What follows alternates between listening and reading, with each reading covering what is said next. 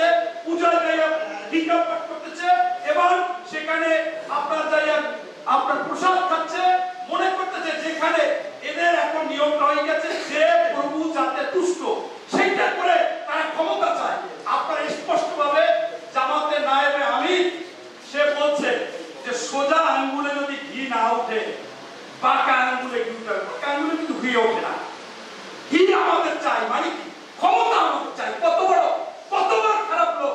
এবং 3 দিন আগে ওনার আসনে গিয়ে বলছে, জনসভা করছে, আওয়ামী লীগের দাওয়াত দিচ্ছে, বলছে আপনারা আওয়ামী লীগের লোক আসছেন, আমি দাওয়াত দিচ্ছি, আপনাদের যে মুজিব ভাই সে তো আমারও ভাই, ওনারাও আপনারা পছন্দ করেন, আমারও করেন, এখন আমাদের দাঁড়িয়ে পাল্লায় ভোট দেওয়া মানে নৌকায় ভোট দেওয়া। আবার যখন আমাদের মুজিব ভাই চলে আসবে আমরা আলোচনা করে আমি তাকে ছেড়ে দেব। এই যে নিকৃষ্টতমের চিন্তা ভাবনা, অথচ বড় বেলায় বলে যে আমরা নাকি আওয়ামী লীগের সাথে সম্পর্ক রাখি।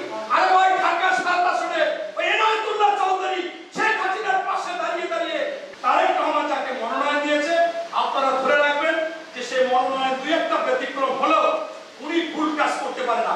উনি এই 18 বছরে একটাও ভুল সিদ্ধান্ত নেয় নাই, একটাও ভুল কাজ করে নাই, এমনকি এমন কোনো কথা বলে না কাউকে কষ্ট পেতে পারে কেউ, এটা বলে না, বলছে এবং তিনি সফল হয়েছে। অবশেষ আমি বলবো রাজনীতি হবে হাটে ঘাটে মাঠে ময়দানে। আপনারা এখানে যারা আছেন কম লোক না, আপনারা 600 আসনে চলে যাবেন।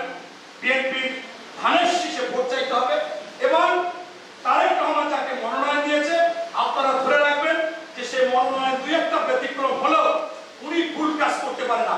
উনি এই 18 বছরে একটাও ভুল সিদ্ধান্ত নেয় নাই, একটাও ভুল কাজ করে নাই, এমনকি এমন কোনো কথা বলে না কাউকে কষ্ট পেতে পারে কেউ, এটা বলে না, বলছে এবং তিনি সফল হয়েছে। তাই আমাদের কাজ হবে ওই প্রার্থীকে জয়লাভ করা। এই কাজের জন্য আপনারা ছুটে যাবেন, আপনারা যার যার এলাকায় কাজ করবেন এবং সুন্দর করে আজকে যারা যেন ক্ষমতা আসতে চায় তারা যেন কোনোভাবে ক্ষমতায় না আসতে পারে, এটা মানুষের কাছে পরিষ্কার করতে হবে যে জান্নাত দেওয়ার মালিক একমাত্র আল্লাহ। এই আল্লাহর সাথে যারা এই শিরক করবে ওরা কাফের, ওরা জাহান্নামী হবে, ওরা কোনোদিন মুসলমান হতে পারে না। এই কথা বুঝিয়ে দিতে হবে। যারা ওই হিন্দুদেরকে খুশি রাখতে চায়, বিএনপি কিন্তু 4 বছর ক্ষমতায় ছিল, কোন হিন্দু কি পালিয়ে গেছে? বলবেন যে আপনারা পালিয়ে গেছেন, আপনাদের পূজা করতে এরকম হয়েছে।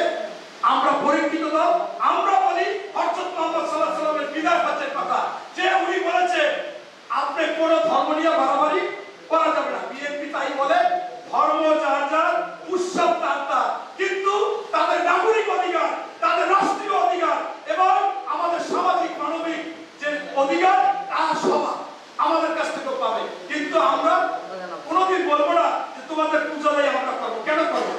তাইলে ওনাদের যদি আমরা বলি কোরবানির সময় ভাই কোরবানি দিছি আসেন খাই যাবেন, ওনাদের উপর যখন এটা অন্যায় করা